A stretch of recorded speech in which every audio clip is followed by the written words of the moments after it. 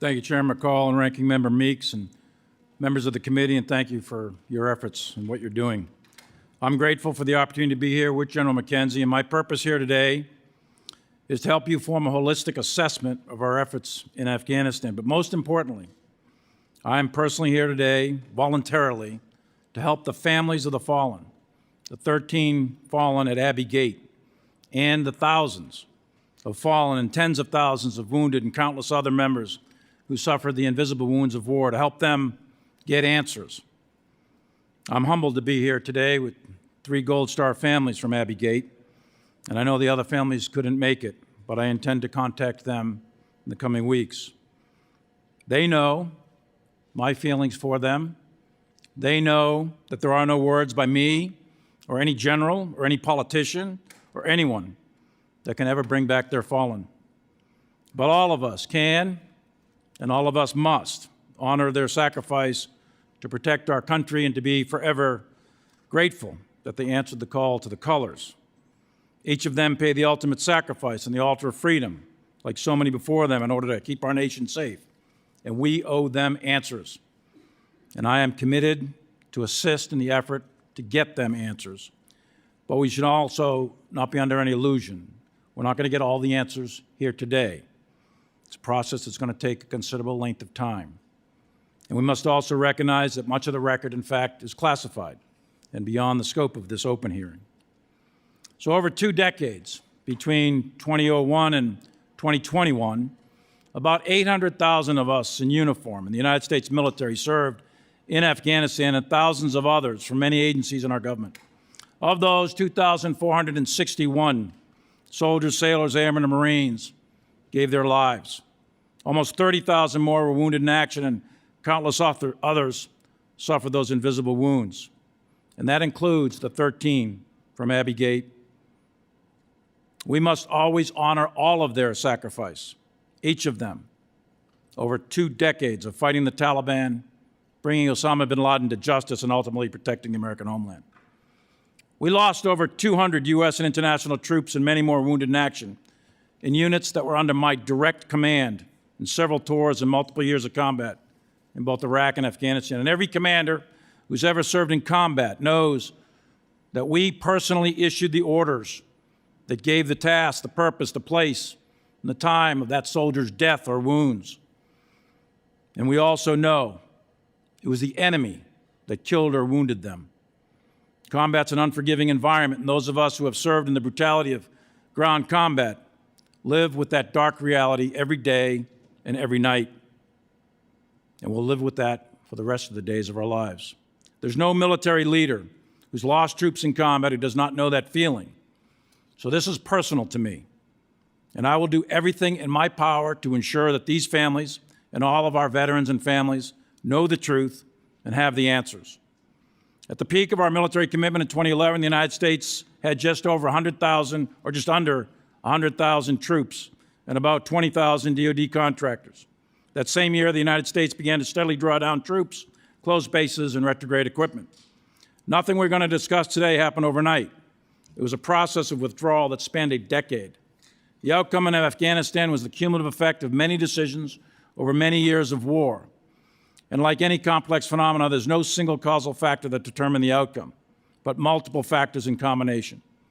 In the fall of 2020, as I previously testified publicly, my analysis, my personal analysis, was that an accelerated withdrawal would likely lead to the general collapse of the Afghan security forces and the Afghan government, resulting in a large-scale civil war reminiscent of the 1990s or a complete Taliban takeover.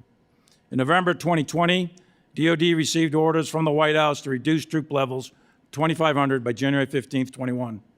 When the current administration took office in January 21, there were, roughly speaking, 2,500 U.S. troops on the ground, with about 22,000 NATO troops and contractors. Beginning in February 21, the National Security Council conducted a 10-week interagency review of the Doha Agreement, and various options were presented and debated.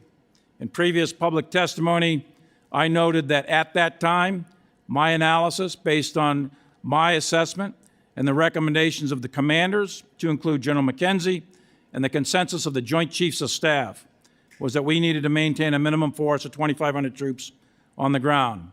mostly special forces, with allied troops and contractors, in order to sustain the Afghan National Security Forces and its government until the diplomatic conditions of the Doha Agreement were met. Without this support, it was my view at the time that it was only a matter of when, not if, the Afghan government would collapse and the Taliban would take control.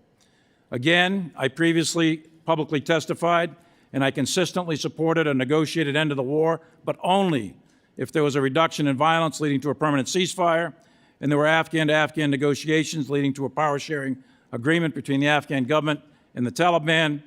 And it was my view that absent those conditions, I was not in favor of a unilateral withdrawal of U.S. forces because of my assessment of the associated costs and risks. The fundamental tension facing the president, in fact, two presidents, was that no one could satisfactorily explain when or even if those conditions would ever be met. And if we stayed indefinitely, an open war would likely begin with the Taliban again, with increased risk of additional casualties. On 14 April 21, President Biden made the formal announcement of his decision to honor the Doha Agreement with a military withdrawal while maintaining a continued diplomatic presence. The Department of Defense understood that our mission was to conduct a retrograde of the remaining U.S. military forces and equipment while leaving a small contingent to defend the American embassy while diplomatic outcomes were negotiated. On 14 August, the non-combatant evacuation operation decision was made by the Department of State, and the U.S. military alerted, marshaled, mobilized, and rapidly deployed faster than any military in the world could ever do.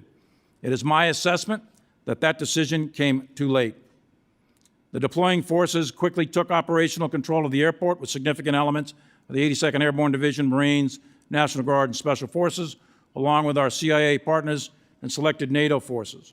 Additionally, we set up multiple bases to process evacuees in other countries throughout the Middle East, Europe, and CONUS.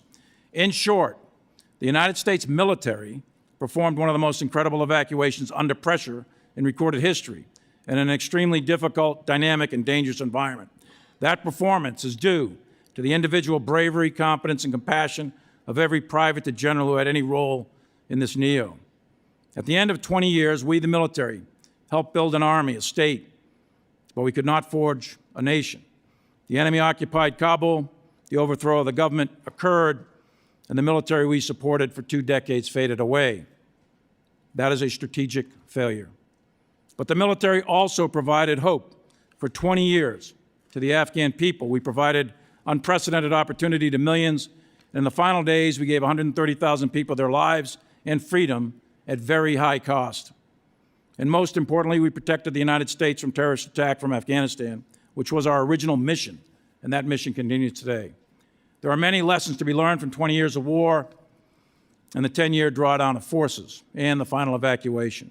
And Mr. Chairman, I have a lengthier paper for a written testimony that I would like to submit for the record with your permission. Without objection, so ordered.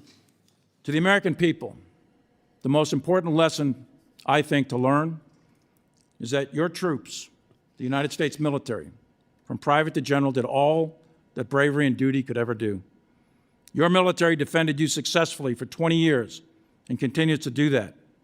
And for that, every American should be eternally grateful. To all the veterans of Afghanistan, hold your heads high, and I know there are several in the room today. Know that you did your duty. Each of you did what your country asked of you under extreme circumstances. Many of you, like Congressman Mass, lost limbs and were grievously wounded. And you did it selflessly with professionalism, courage, compassion, and with great sacrifice. And finally, to the Gold Star families that are here with us today and those that couldn't make it, there's nothing that I can say or do that's going to fill that gaping hole in your heart. But as I've told you before, I'm committed, and I will honor that commitment to get you the answers, to get you to the truth. And I will personally, and I know everyone else will as well, honor your sacrifice and the sacrifice of your loved one. Thank you, Mr. Chairman. I look forward to your questions.